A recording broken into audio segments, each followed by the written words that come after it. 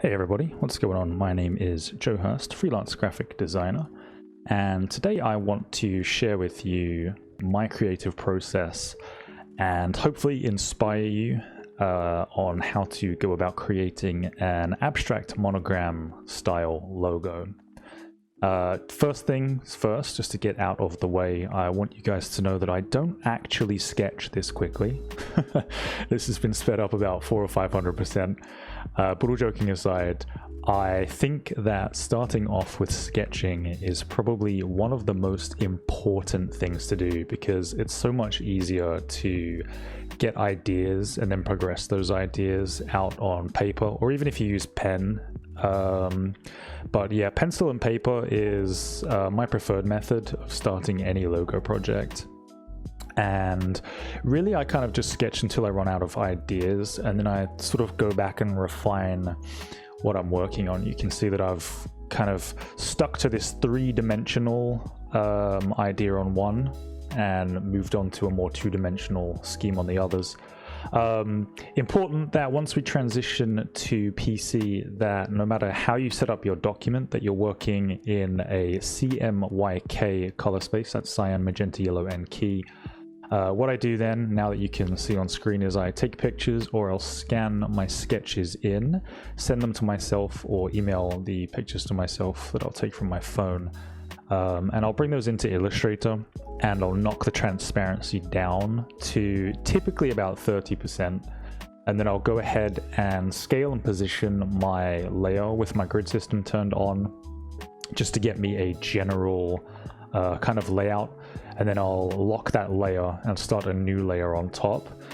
And what I do from here is essentially just start planning and plotting the general kind of layout. I'm not looking to have anything super refined at this point at all.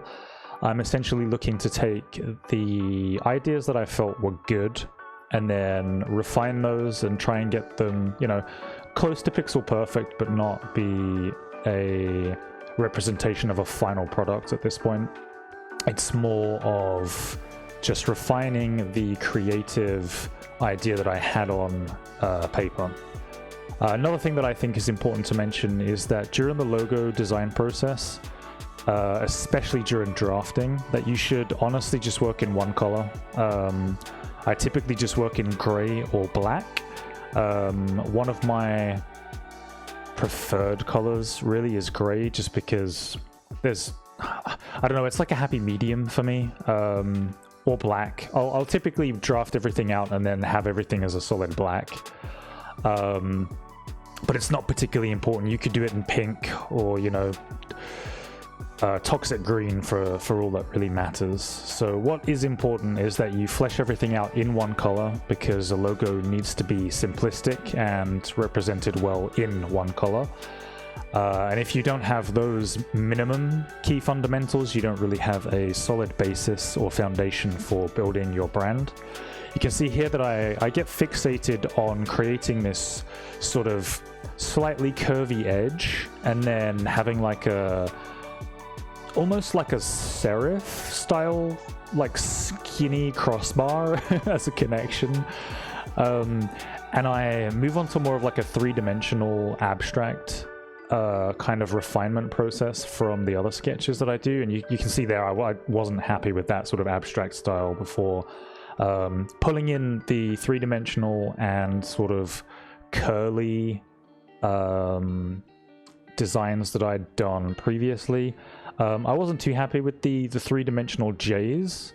As much as I really wanted to like them, I didn't really progress on that. You'll see that here with the sort of the last iteration there at the bottom right, and this one that I'm hovering over now, they kind of come together and actually end up being sort of the inspiration for the final that I work on here. This is the last sheet essentially, or last working environment that I'm in here after progressing through that sort of design style. You can see that I've played around with it a lot, and I found a lot of similarities in what I was designing initially, and then having that conglomerate of sort of both being melded together was where I really got happy. Here is one of the final files here of me just testing out colors, and here I'm just checking colors and altering them ever so slightly, seeing how they'll work as essentially an outlined or a stroked variation. As my branding is moving away from sort of just the solid gray and solid orange, although that's the predominant colors, I'm wanting to include a lot of flat colors in here as well. And with that being said, we'll move on to the final right here.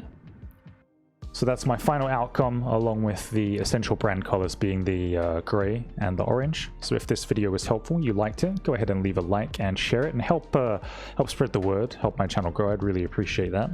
And until next time, I'm going to leave it there, and I will catch you guys in the next one. Take care. Bye-bye.